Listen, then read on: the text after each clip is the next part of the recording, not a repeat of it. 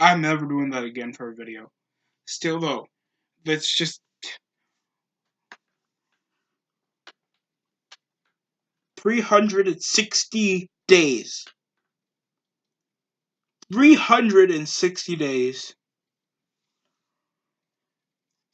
Two shows to review every week. It's over 15 pay-per-views. And I hate myself. 2019 was a weak year for WWE. Your Saudi show was a mess. Your Undertaker and Goldberg match undersold. WrestleMania 35 was a 16-match waste of breath with only at least a few good moments. You have underdeveloped most of your top stars like Andrade, Bobby Lashley, Drew McIntyre, Buddy Murphy, Aleister Black, Ricochet, Cedric Alexander, Roman Reigns, Sami Zayn, Kevin Owens. Most of these guys have barely main evented.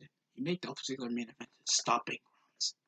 The name Stomping Grounds was already retarded in the first place, because we didn't even understand what the fuck Stomping Grounds was supposed to mean in the first place. A brand split after 3 years of making your own brand split, then making a wild card effect a couple of months before the start of the year. Because you were too fucking paranoid and so untrustworthy with your own wrestlers that you don't think they can draw a dime. When you can't even develop Elias, of all guys. That's so simple, thanks. It's literally based on his crowd reaction. It just tears me. You know why? Because I watched wrestling when it was in a blowdown period, but it had potential thanks to the Nexus. I was watching when CM Punk hit that pipe bomb. I was watching when Daniel Bryan finally got the job done and became WWE champion against John Cena. That made me a believer, and that made me want to watch almost every week. Even though I despise most of the corny segments of the way they develop most of the women's division. And I wanted to still be a fan. Because this has so much history, and it affects how I behave in most of my life. And now, it's fucked. You assholes couldn't even make your 27 belts on the main roster. Now let's go over the list, shall we? WWE, Universal, Intercontinental, United States, Cruiserweight, WWE Women's Tag Team Championship, 24/7, SmackDown Tag, Raw Tag. What the fuck is wrong with you? Why you need 9 belts on a show? 2 shows! What's good? Do you find that y'all should slow the fuck down and none of these belts are prestigious at any means? Intercontinental title hasn't been prestigious in years.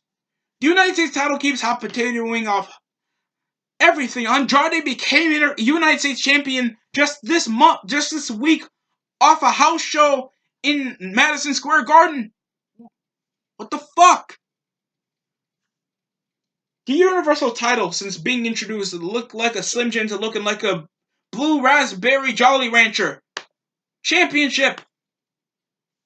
Your Intercontinental title had to change design, even though it's already irrelevant, and you have a Japanese dude that won the Royal Rumble the year before do nothing but come around gyrating and molesting his own body with a French-Canadian managering him. And the less about the Cruiserweight title, the better. And so is the rest of the jobber belts that make no damn sense, like a Women's Tag Team Championship belt and a 24/7 championship. That's just a hardcore belt. Get it over your systems. You're a retard if you don't think they just ripped it off because they have no unique plans. They have none. And let's go over the sad part, how your fucking retarded ass got ragged out and got shouted for another company over you ending a title match at a DQ and a Hell in a Cell match. It's already done the first thing, naming your title, your pay-per-view a match stipulation. It comes more retarded making a match stipulation that only ends in submission or pinfall and in a fucking DQ because you were so indecisive. Having, like, Ricochet show his nudes out and then show him fingering himself. Then you have Lars Sullivan getting his dick sucked to having, wow, oh god, Andrade dating Charlotte.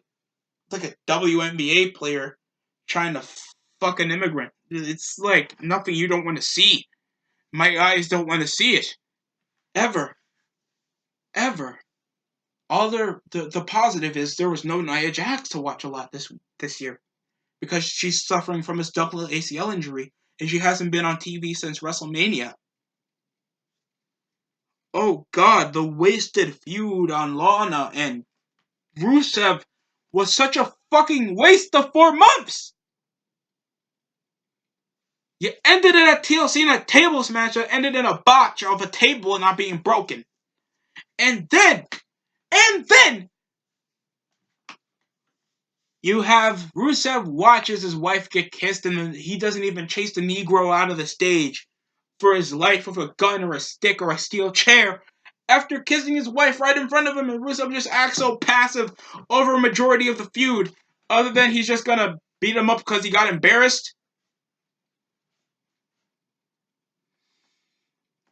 Humberto Carrillo's a waste. The nigga can barely speak English. All he's lucky for is he can do CMLL amounts of skill, and he can at least feel like he's going to get his ass hurt, but he's been jobbing out ever since.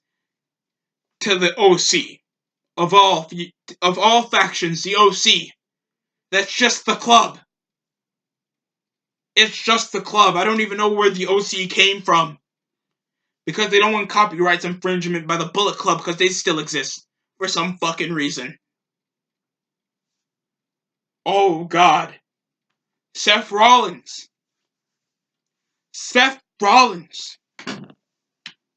You come off pinning when the only and legit wrestlers that we still have on this business.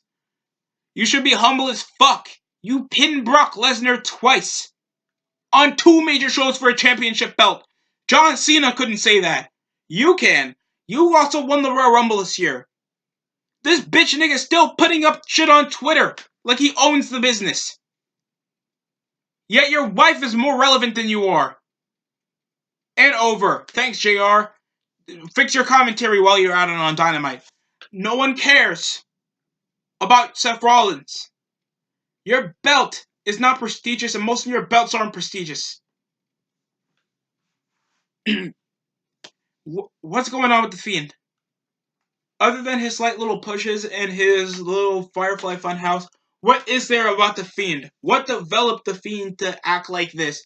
Other than a repackaged, whatever the hell, Child's Play and Blue's Clues into what looks like a fat Leprechaun movie character with blonde dreads? Did we forget he cheated on his wife with a fucking ring announcer?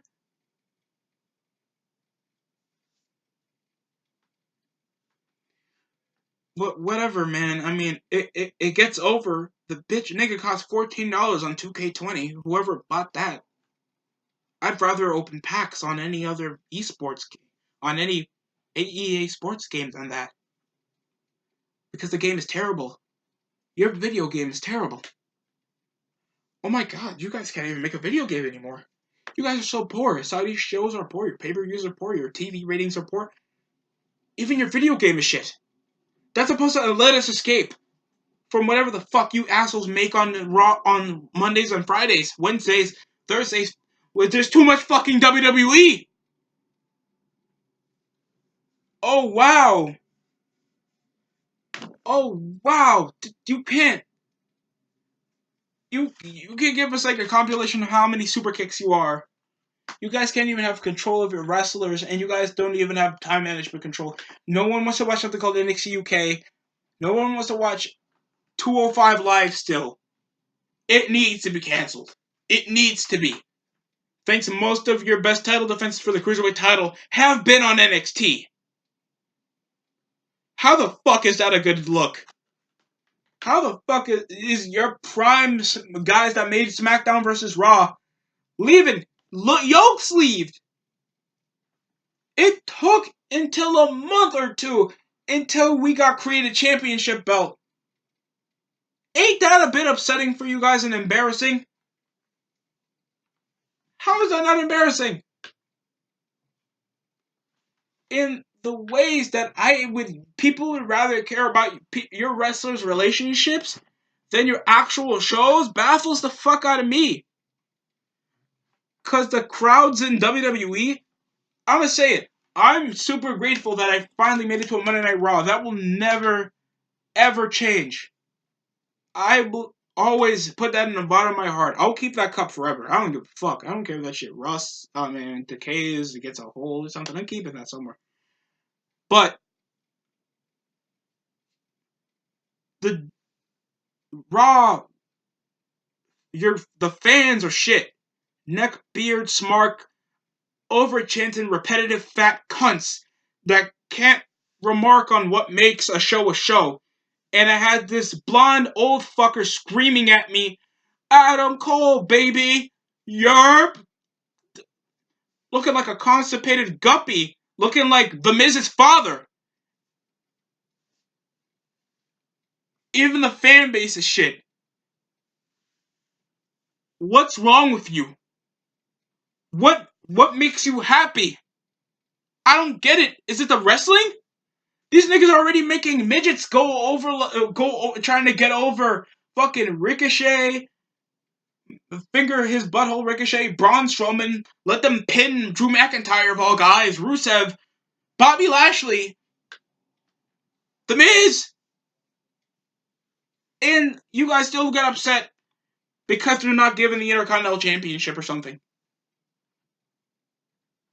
You guys are asking for so many belts that now there's literally like 9 belts on the main roster that people can defend on every other week, but it won't be defended on pay-per-view. Now there's over 10 matches you can wait for on a WrestleMania. When I'm fine just watching at least 8 or 7 matches for 3-hour pay-per-view.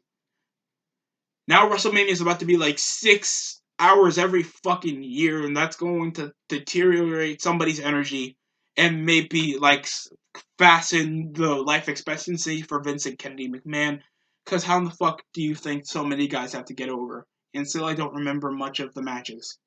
Except Kurt Hawkins finally won a match. Kofi Kingston was WWE champion. He lost it in 7 seconds. That's a good look. Because Vince hates black people. And whatever the hell Seth Rollins done. CM Punk is on a Fox contract, not a WWE contract. That's an L for you. Thanks how crazy it would be if thanks you had Chicago 3 times on your shows, and CM Punk didn't even make an appearance. Chances for you guys to obviously succeed fell out the window. Your top star, your former WWE champion, a former Shield member, left for a rival company for NXT against NXT. That's AEW. That's a big L.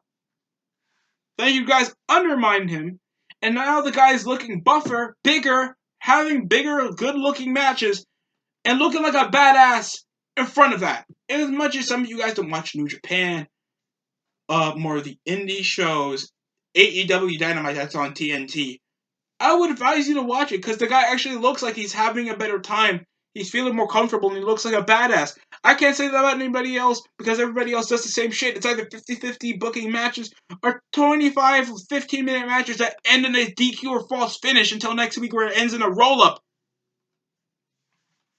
Oh, everybody gets fucking injured. Everybody gets injured because everybody wants to do a tope, suicida, a bad bump.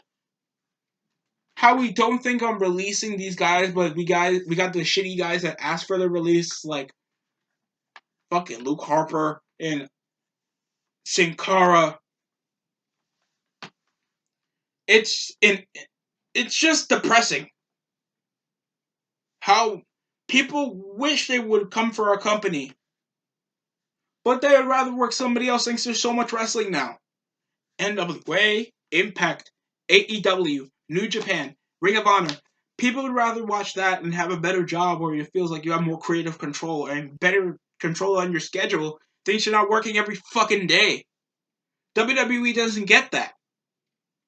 And now, 2019, it's about to be 2020, and the biggest thing Vince has on his mind is not thinking, maybe I should expunge on how my belts are. Slow down on how the hell I'm going to operate a developmental system that doesn't really get most of my guys over. And chill out with another fucking football league. Even though the XFL has potential. It has potential, I'll give it that. It has potential. But other than that, that's just a bit of a rant of 2019 from me. I'm about to lose my fucking voice because I already did a top 10 list on worst wrestlers from WWE this year. And my head's about to break because commentary sucks, WWE sucks, and you don't. Thank you for watching. It's been a pleasure doing this year. And hopefully you continue to like, comment, and subscribe come 2020.